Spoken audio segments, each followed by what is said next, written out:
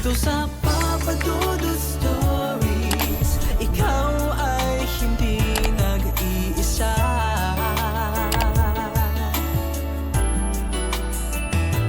Dito sa Papa Dudut Stories, may nagmamahal sa'yo. Papa Dudut Stories, Papa Dudut Stories. Dear Papa Dudut, sa lahat po ng mga nakatutok ngayon, huwag pong kalimutan mag-like, mag-share at mag-subscribe. Maraming salamat po sa inyong lahat.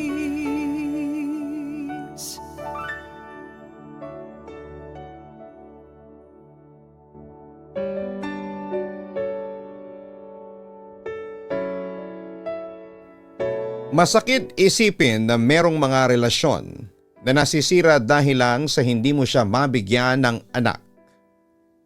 Yung mas pinili niyang talikuran ang kanyang sariling asawa para sumama sa ibang babae na makapagbibigay sa kanya ng anak. Oo, isa ako sa mga nakaranas noon.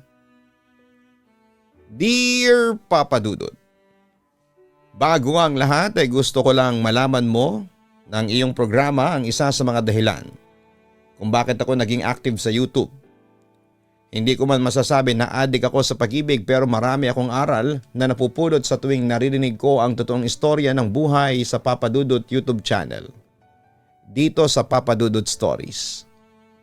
Minsan natatawa ako, napapaiyak, nagagalit, kinikilig dahil huling-huli na mga tinatampok ninyong istorya ang emosyon ng mga taong nakikinig.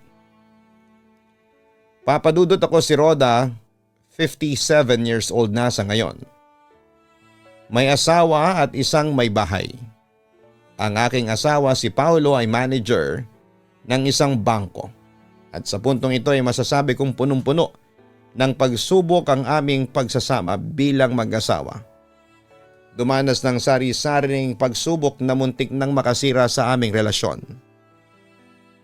Kaya ako sumulat sa programa mo ay para ibahagi ang aming kwento. Lalo na sa mga mag-asawang dumaranas ngayon ng problema sa kanilang relasyon.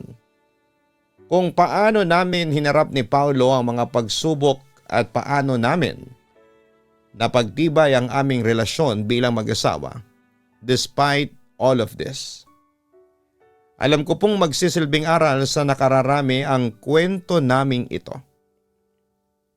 Papadudot nang may kasal kami ni Paulo. Dalawang pangarap namin. Una, tumagal at sumibol ang aming relasyon hanggang sa kamatayan. Till death do us part. Ika nga nila. Pangalawa ay magkaanak kaming dalawa at maging mabuting magulang sa pamamagitan ng pagbibigay ng magandang buhay sa aming mga anak. Walang naging problema naman sa aming dalawa ni Paulo pagdating sa unang pangarap pero sa pangalawa ay mukhang meron. Sumapit ang aming ikatlong anibersaryo pero wala pa rin kaming naging anak. Nagtiyaga kaming mag-asawa. Sinubukan namin ang lahat ng posibleng paraan. Kahit ng pag-aalay ng isang tray ng itlog at pagsayaw sa pista ni Santa Clara sa Obando. Pero wala. Hanggang sa dumating ang araw na naramdaman ko ang pagkainip ng aking asawa. Tulad na lamang isang araw medyo nakaramdam kami ni Paulo ng excitement dahil 2 weeks na akong delayed. Maski ako ay isa lang ang pinapanalangin ko noon. Ang mag-positive na ako. Ano Roda? Kanina ka pa dyan sa CR, bilisan mo. Mahuhuli tayo ng simbang gabi. Wika ni Paulo habang kumakatok sa pinto ng banyo. O na, sandali lang. Wika ko sa kanya. Alam mo namang kailangan nating makumpleto ang simbang gabi para matupad na ang hiling natin na magkaanak. Pagpapatuloy ng aking asawa. Nasa banyo ako noon para maligo at para mag-pregnancy test. Ngunit nakaramdam ako ng araw na yon nang makita kong nag-negative ang resulta. Kahit na malungkot ay lumabas pa rin ako ng banyo para sabihin kay Paulo ang katotohanan. Ano Roda, positive na ba? Magkakaanak na ba tayo? Excited na kasi akong maging tatay eh. Wika ng aking asawa. Bakas na bakas ko sa kanyang mga mata ang sobrang pananabik. Huminga ako ng malalim bago nagsalita. Sorry Paulo, pero negative pa rin ang resulta. I'm so sorry Han. Malungkot kong pagtatapat sa kanya.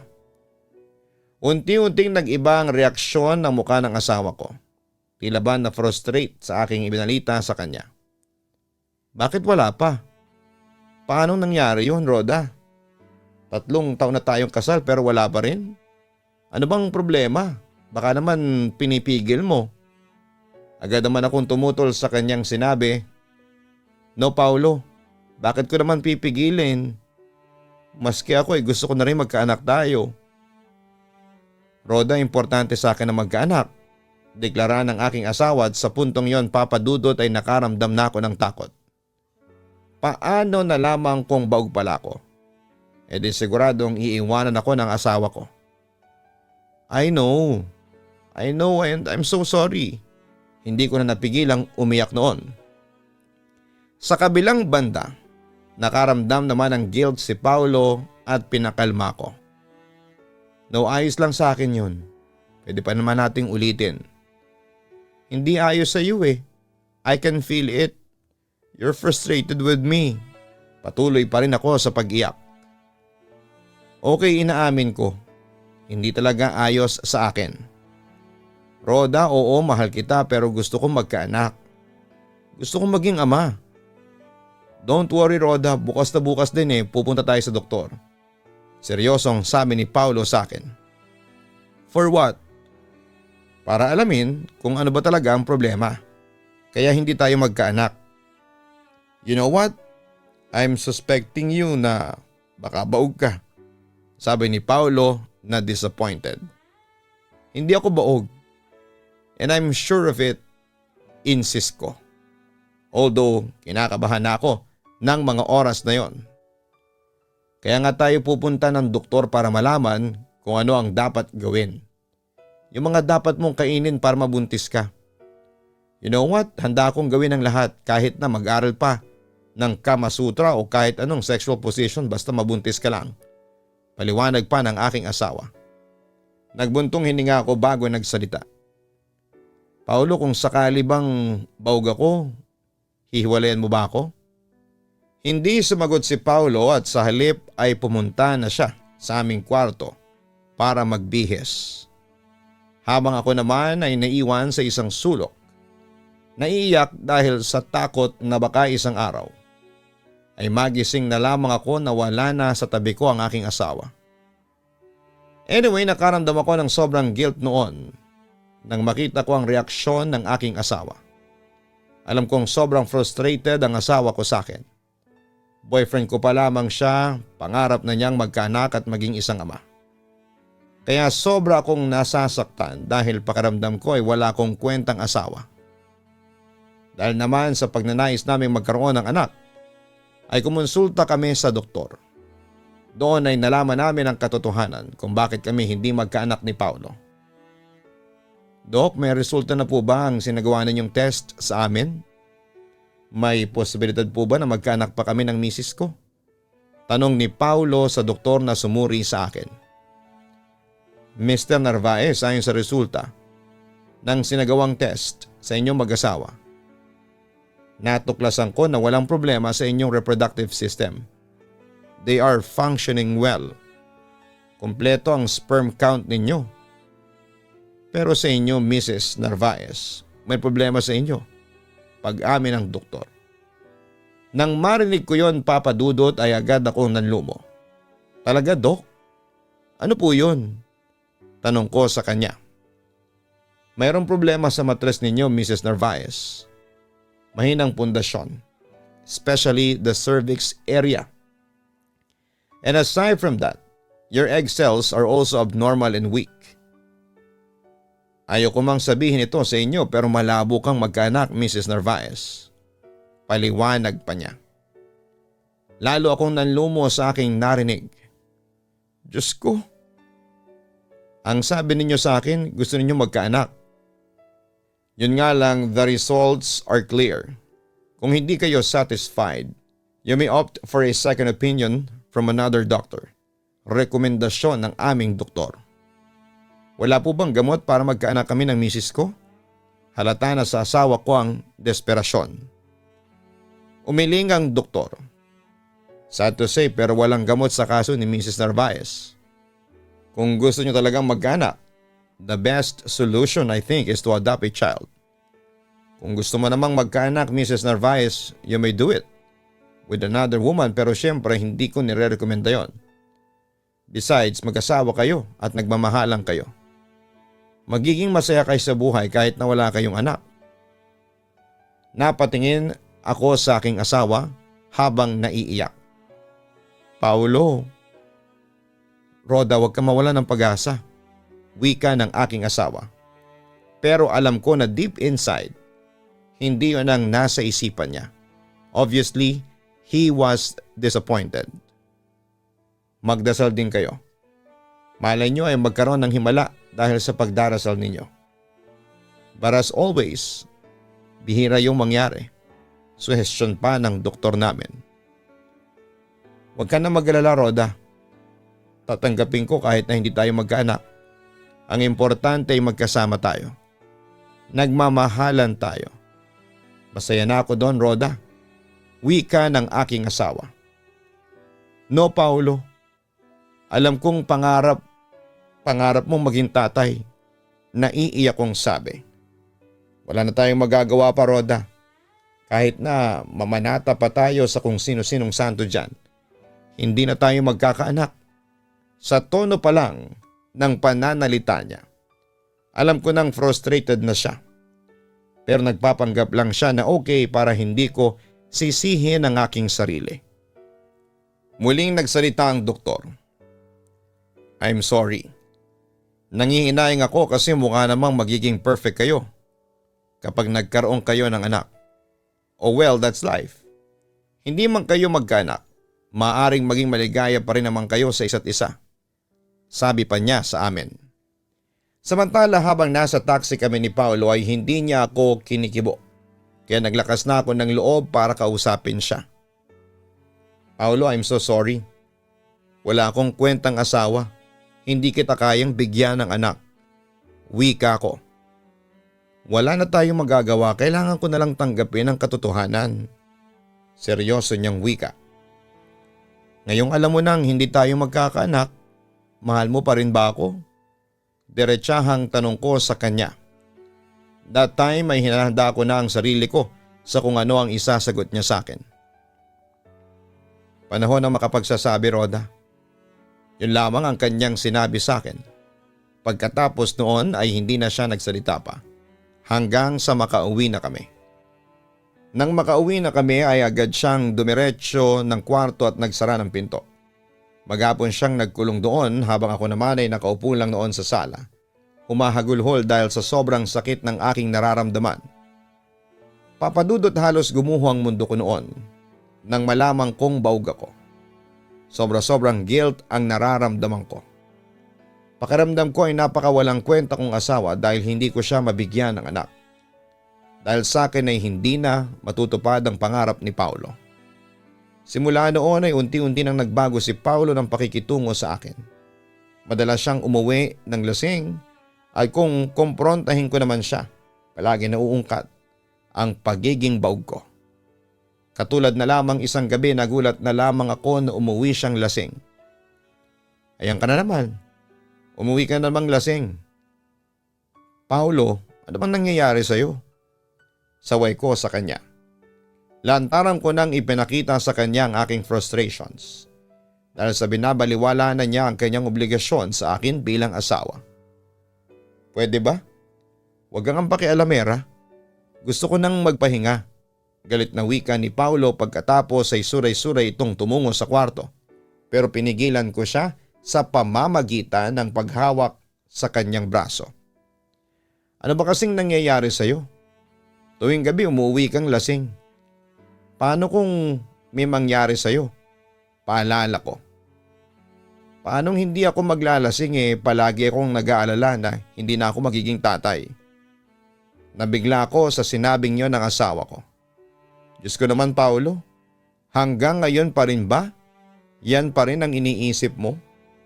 Hindi mo pa rin matanggap na hindi tayo magkakaanak? Oo Rhoda, hindi ko pa rin matanggap na hindi tayo magkakaanak. Ewan ko ba? Bakit ko pinakasalan ng isang baog na katulad mo?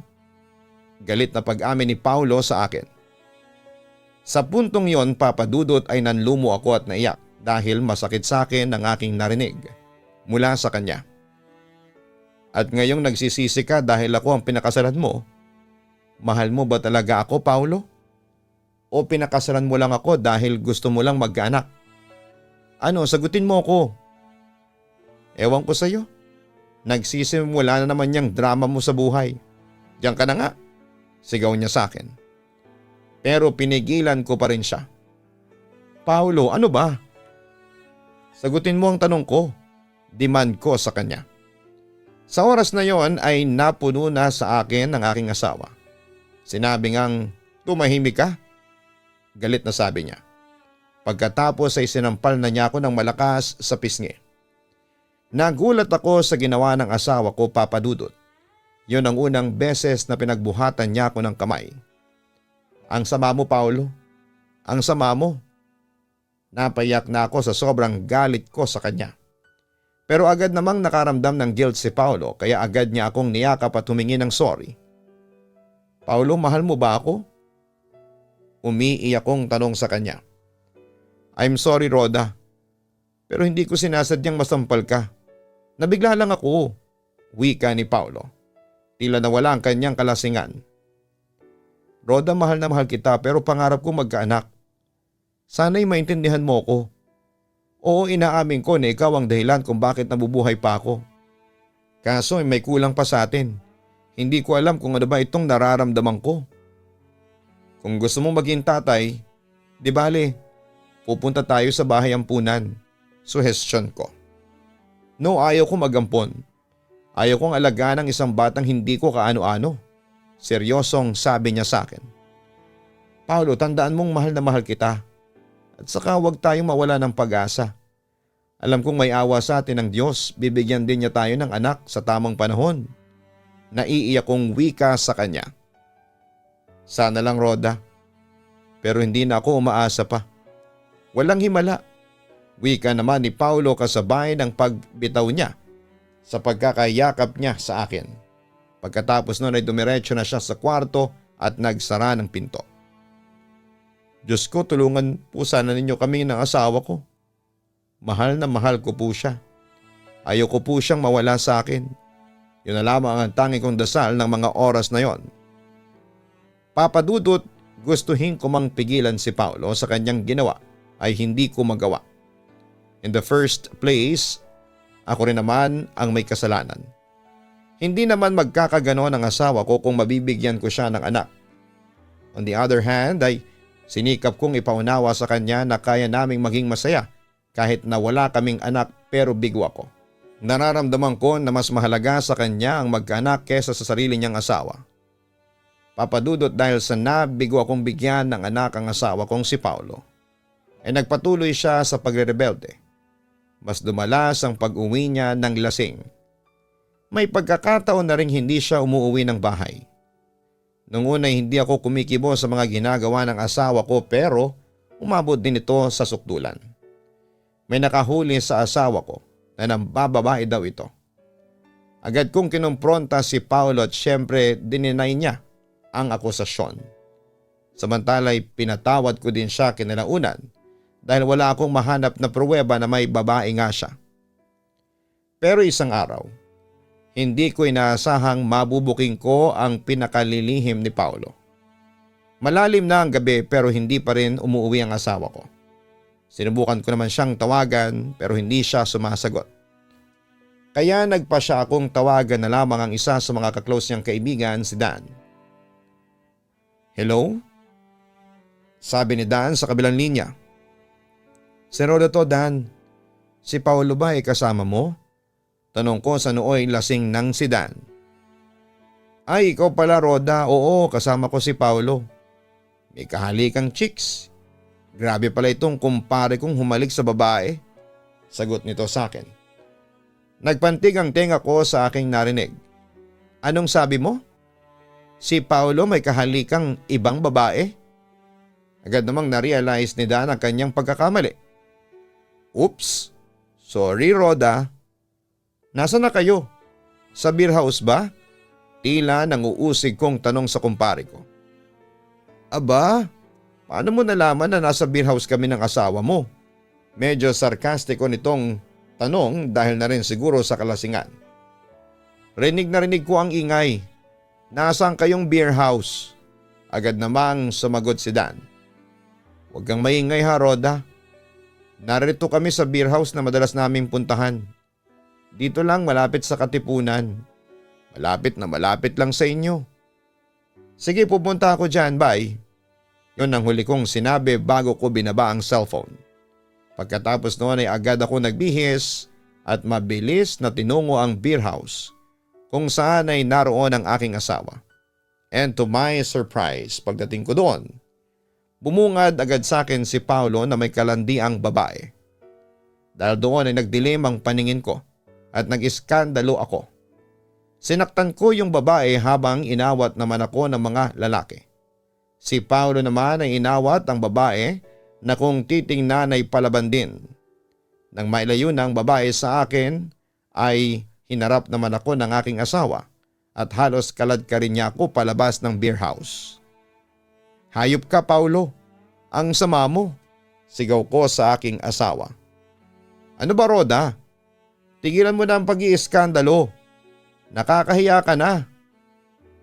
Galit na wika ng aking asawa.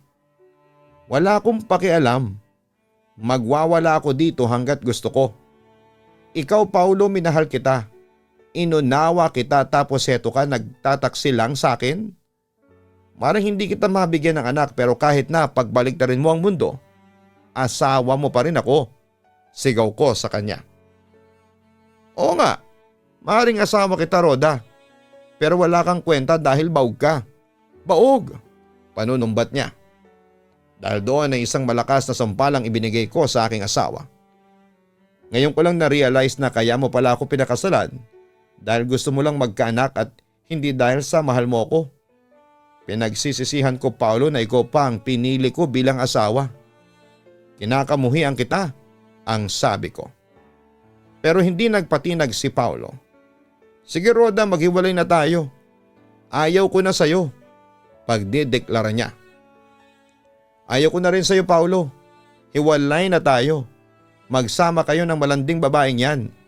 Halos maiyak ako sa galit ng mga oras na yon, Papa Dudut. Pagkatapos noon ay iniwan ko na ang aking asawa at mag-isa akong umuwi ng bahay. Papa Dudut, labis akong nasaktan noon nang mahuli ko sa akto ang aking asawa na nakikipaglandian sa ibang babae. On the spot ay naghiwalay kami. Wala rin naman akong magawa dahil si Paulo na rin mismo ang nakipaghiwalay. Samantala wala naman akong magawa kundi ang tanggapin ang lahat. Simula noon ay hindi na umuwi si Paulo sa aming bahay at sa halip ay sa kabit na siya tumira. Nabalitaan ko na lang isang araw na nabuntis niya ang kabit niya. Ako naman ay hindi ko na rin nakuhang magalit sa asawa ko dahil in the first place ako rin naman ang may kasalanan. Nakaramdam din ako ng kasiyahan noon dahil natupad na rin ni Paulo ang magkaroon ng anak at maging isang tatay. Hindi na ako nagpakita sa kanya pagkatapos noon. Namuhay ako mag-isa at masasabi kong naging maayos naman ako. Nang unti-unti ko nang matanggap na wala nang pag-asang magkabalikan pa kami ni Paulo ay saka dumating ang isang pagkikitang hindi ko inaasahan. Roda? Roda wait, tawag ni Paulo sa akin. Pauwi na ako noon sa bahay galing sa palengke. Paulo, anong ginagawa mo dito? Gulat kong tanong sa kanya. Bala ko sanang puntahan kita sa bahay kaso nakita na kita dito. Kumusta ka na? Tanong niya sa akin. Heto mabuti naman, ikaw kumusta ka na? Si Leica, nanganak na ba siya? Tumango ang aking asawa. Oo, nanganak na si Leica nung isang linggo. Babae ang anak namin. Congratulations sa inyo. Bati ko na lamang sa kanya. Nakita kong huminga ng malalim si Paulo bago muling nagsalita. Roda, hiwalay na kami ni Leica. Pagtatapat niya sa akin. Tinakasan din niya ang responsibilidad niya sa anak namin. Kaya hayon, sa akin na ang anak namin. Pinapalagaan ko muna sa nanay ko. Siyempre na nalungkot naman ako sa balitang yon. Ganun ba? Napakalungkot naman pala, sabi ko pa. Sa puntong yon ay hinawakan niya ang aking mga kamay at buong pusong nakiusap. Pakiusap, Roda. Bumalik ka na sa akin. Mahal kita. Alam mo bang hindi ako nakakatulog sa kakaisip sa iyo? Patawad, Roda. Pinagsisisihan ko na ang lahat ng mga ginawa ko sa iyo. Pangako magbabago na ako. Patawad, Paulo, pero ayoko na. Malungkot kong sabi sa kanya. Bakit? Anong ibig mong sabihin? Muli akong nagpatuloy. Hindi ko gustong saktan ang damdamin mo, Paulo, pero buo na ang desisyon ko. Ayaw na kitang makasama pa. Ayaw ko na kasing masaktan pa ulit. Roda, I love you. Nang mawala ka sa akin, sobra akong nangulila. Doon ko na na-realize na hindi ako mabubuhay kung wala ka. Yun din ang isa sa mga dahilan kung bakit kami naghiwalay ni Leica. Pangungumbinsi pa sa akin ni Paulo. Tumingin ako sa kanya at unti-unti akong kumalas sa pagkakahawak niya sa akin. Sa palagay mo, Paulo, madaling maghilom ang mga sugat na idinulot mo sa akin? Masakit yung ginawa mo sa akin lalo na nung iniwanan mo ako dahil lang sa hindi kita mabigyan ng anak. Pinamukha mo sa akin na wala akong kwenta at walang silbing asawa. Hindi mo alam kung gaano ako nasaktan doon. Patawarin mo na sana ako, Roda. Kung gusto mo ay lumuhod pa ako sa iyo para lang mapatawad mo ko. Sa pagkakataong yun ay hindi na niya napigilang umiyak sa aking harapan. Wag na, Paulo. Siguro ibigyan mo na lang ako ng time para makapag-isip. Hindi ko pa masasabi sa ngayon kung may nararamdaman pa akong pagmamahal sa iyo. Hindi ko alam, ewan ko. Basta hindi pa ako handang makipagbalikan sa iyo. Umagulho lamang ang aking asawa nang marinig niya ang aking mga sinabi. Hihintayin ko ang desisyon mo, mahal. Kung ako ang tatanungin, handa ako makipagbalikan sa iyo anytime. Magsimula tayong muli, Roda. Maya-maya ay sabi niya sa akin. Sa pagkakataong yon, ako naman ang huminga ng malalim. Sige, Paulo. Titignan ko. Papadudot nung hinalikan niya ako noon ay wala akong naramdaman. Ng mga panahong yon ay unti-unting nawawala na ako ng pagmamahal sa asawa ko. Samantala bagamat gusto niya makipagbalikan sa akin ay hindi siya nakatanggap ng response mula sa akin. Pinag-isipan ko kasing mabuti kung may natitira pa akong pagmamahal sa asawa ko. Pero wala na. Buo na ang desisyon ko noon na hindi ko na siya makukuha pang mahalin. Pero papadudot. Hindi ko may paliwanag pero hindi yata umaayon ang tadhana sa mga nararamdaman ko. Simula kasi noon ay naging madalas ang pagtatagpo namin ni Paulo and mostly ay by accident. May pagkakataon na na-stuck kami sa elevator ng ilang oras at doon muli kaming nag-usap. Minsan ay nakasakay ko pa siya sa jeep, sa bus maging sa MRT at may pagkakataon ding tinutulungan niya akong mahuli ang nag-snatch sa akin sa cellphone ko. Ewan ko ba, papadudot, bakit ganon ang tadhana? Nagpatuloy ang ganong setup hanggang sa naging magkaibigan kami. Ayos na sana ang pakikipagkaibigan namin nang biglang bumalik ang nararamdaman ko para kay Paulo. Hanggang sa yun na nga, papadudot. Nagkainlaban uli kami and eventually ay nagkabalikan kami. Doon ay muli kaming nagsimula, muli naming binangon ang aming naudlot na relasyon bilang mag-asawa. Hanggang sa dumating ang besperas ng Pasko, doon nagsimula ang second chance sa aming dalawa. Buti naman at maagang uwi mo sa trabaho. Masayang wika ni Paulo sa akin. Half day lang kami. Siyempre naman, noche buena na mamaya. Ano yung niluto mo? Tanong ko sa kanya. Niluto ko yung paborito mo, pansit bihon, paella at saka itong nabili kong braso de Mercedes sa bake shop kanina. Ang ihahanda ko. And guess what? bumili din ako ng regalo para sa iyo. Heto oh. Pagkatapos ay pinakita niya sa akin ang sinasabi niyang regalo at inabot niya sa akin yon. Wow, thank you Paolo. Ang liit namang box nito. Ano kaya ito? Curious kong tanong. Napangiti naman sa akin ang asawa ko. Buksan mo na lang. Nagulat ako nang tumambad sa akin ng isang napakagandang diamond ring. Diamond ring para sa iyo? Simbolo yan ng renewal of vows natin bilang mag-asawa. Talaga? Naku, mukhang pinag-ipunan mo talaga to, no? Hindi ako makapaniwalang binigyan niya ako ng ganon. Siyempre naman, asawa ko. Asawa ko ang pagbibigyan ko. Kaya talagang pinaghandaan ko yan. Tugon niya sa akin. Grabe, ang ganda ng singsing. Gusto ko siya. Sabi ko naman sa aking asawa. Pagkatapos ay kinuha ni Paolo ang singsing at sinuot niya yon sa palasingsingan ko. Salamat Paolo. Napakasaya ko ngayong Pasko. Sumigonda naman si Paolo. Ako rin ay napakasaya ko dahil nagkabalikan tayong muli. Alam mo ba, sa lahat ng mga Christmas gifts na natanggap ko, eto na ang pinakamagandang regalo. Ang magkasama tayong muli. You know what Paolo, napakaswerte ko dahil ikaw ang napangasawa ko. Isang sweet, caring and hardworking at gwapong husband. Ako hindi ko na kailangang i-expound pa, basta masaya akong kasama kita. Ang wika naman ni Paolo na masayang masaya sa pagbabalikan naming dalawa. Papadudot, hindi ko akalain na magkakaroon pa kami ng second chance.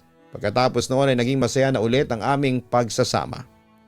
This time kasama na ang anak ni Paolo sa ibang babae na pinangalanan niyang Princess Kate.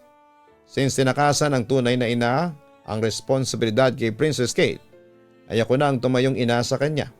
Itinuring ko siyang parang tunay na anak. Doon ko naramdaman na masarap pala ang feeling na maging isang ina.